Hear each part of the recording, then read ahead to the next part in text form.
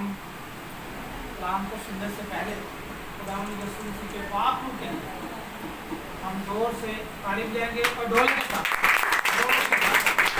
और मैं देखना चाहता हूँ कि आप में कितनी मोहब्बत है। जोर से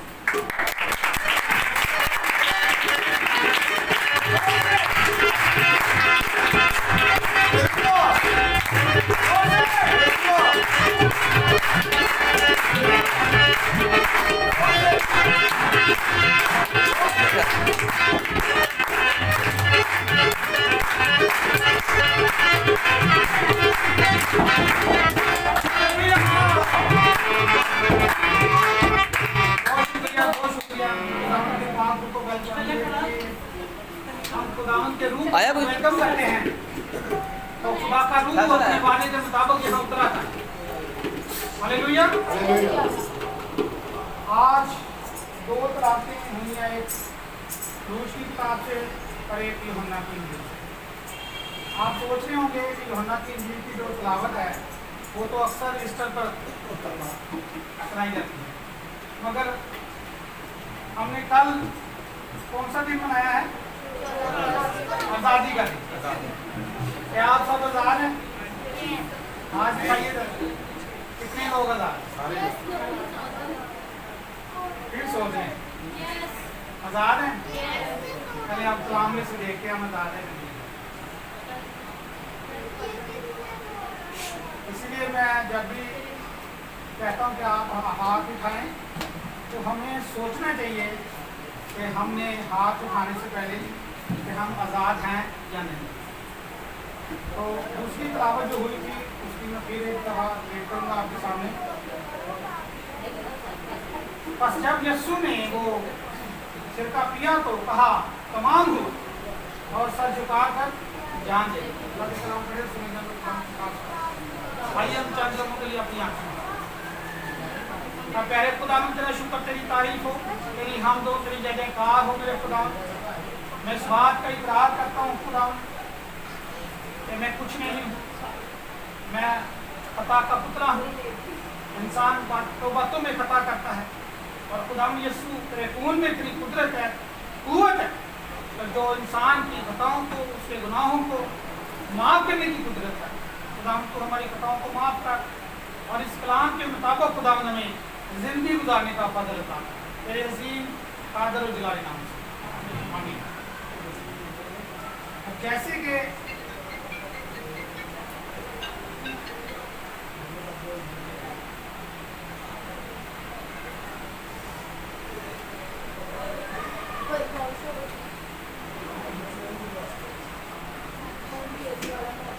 बड़े गौर से खुदा के कलाम को सुनिए, अपनी तवज्जो सारी इस तरफ लगाए। जब मूसा के दौर में मुस्लिम मिस्र में बनी इसराइल दाखिल हुए, जब यहाँ उस जगह का बादशाह यूसुफ था, तो वो एक गुलामी का शहर, एक गुनाह का शहर, इस्लाम में हमें उसकी तस्वीर नजर आती ऐसे ही है। और वहाँ कितनी जाने जब मिस्र में दाखिल हुई तो कितनी जाने थी, तो बता सकते हो उनकी तादाद क्या थी? जब याकूब अपने कबीले के साथ उस मुल्क में आया तो कितनी जाने थे? हमें पता होना चाहिए ना।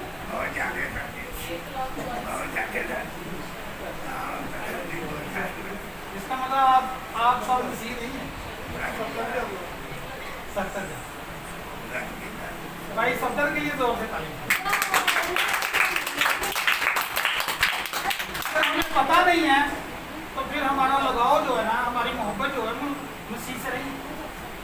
हम अपने आइडिया इस्तेमाल करते हैं, कोई लाख कहता है, 2 लाख, कोई 4 लाख, कोई 5 लाख, मगर उसको बस 70 जाने के जब मिस्र में दाखिल हुए और वहाँ जाकर वो सारी कौम, जब खुदा का बंदा यूसुफ इस दुनिया से चले गया, सो गया, उसका बाप भी, और वो जो नस्ल बाकी बची उन पर मिस्री लोग हाकम हो गए, वो गुलामी करने लगे, उनको उन्होंने गुलाम बना लिया।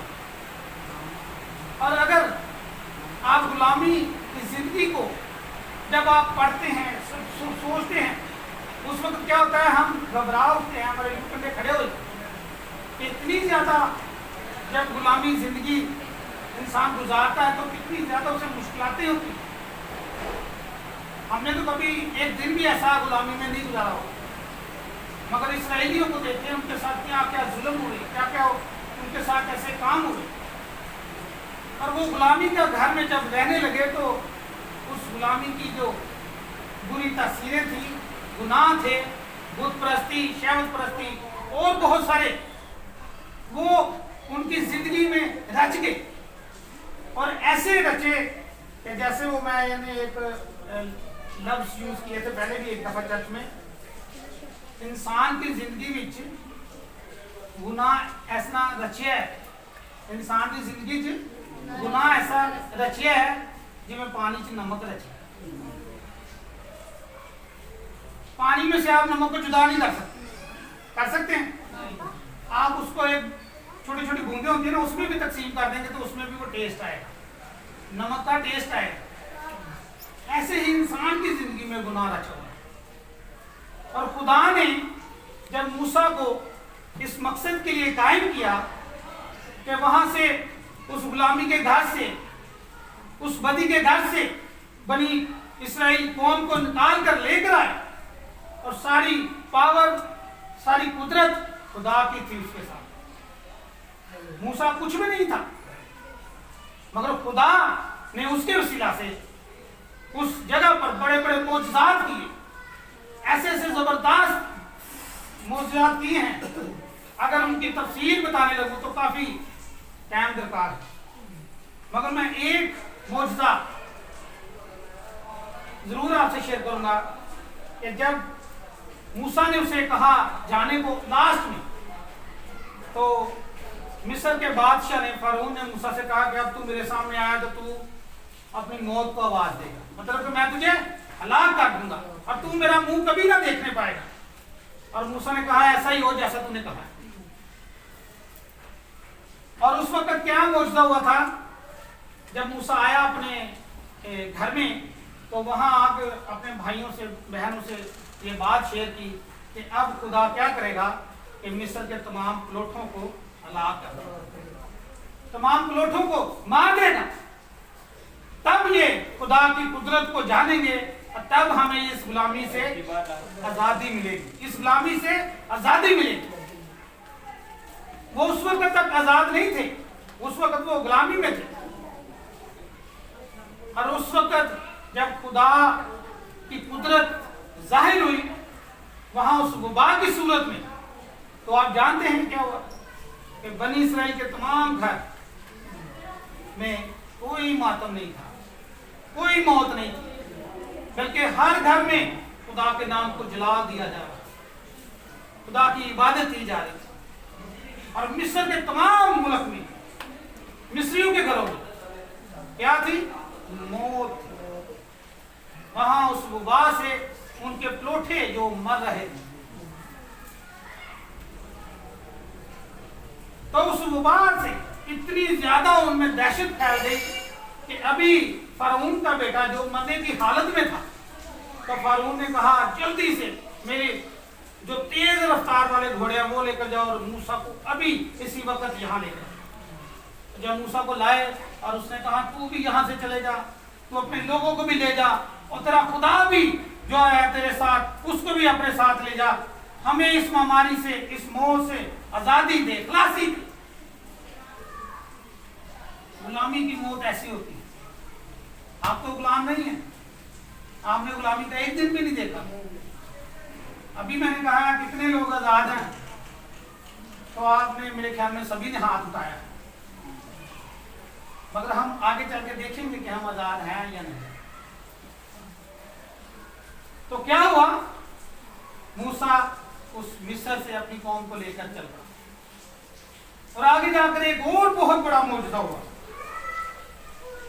جب دار قلزم کے پاس پہنچ کے آگے دریا اور پیچھے فرعون اس کی فوجیں, تو لوگ بڑبڑانے لگے کہ موسیٰ تو میں اس لیے لے کر آیا یہاں کہ ہمیں اس بیابان میں تو ہمیں ہلاک کرے اور مصر کی فوجیں ہمیں ماریں.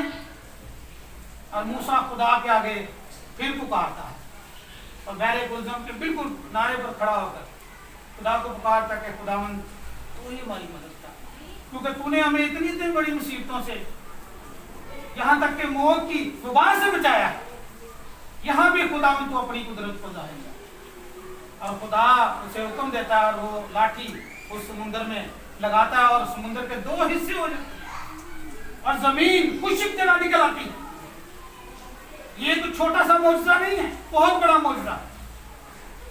اور وہ لوگ حیران ہو گئے کہ یہ کیا ہوا، پانی 2 حصوں میں تقسیم ہو گیا۔ اور میں نے دیکھا ایک فلم میں وہ بہت زیادہ اونچائی جیسی ایک دیوار بن گئی تھی پانی، مطلب کافی بڑا وہ دریا تھا، کافی اس کی گہرائی تھی، شاید اس کی 150 فٹ ہو، شاید اس کی 100 فٹ ہو۔ آپ لگا لیں کہ یہاں سے 100 فٹ پانی کی دیوار ادھر بن جائے، پانی کی دیوار ادھر بن جائے اور بیچ میں سے راستہ بن جائے، عجیب ہی یہ معجزہ ہے۔ اور وہ اسرائیلی ڈبراتے ہوئے ڈھاکتے ہوئے اس راستے سے گزرنے لگے۔ تو جب وہ پار چلے گئے تب پھر خدا کے آگے موسیٰ نے ریکویسٹ کی کہ تو نے ہمیں اس مصیبت سے بچایا، ہم تیرا شکر کرتے ہیں۔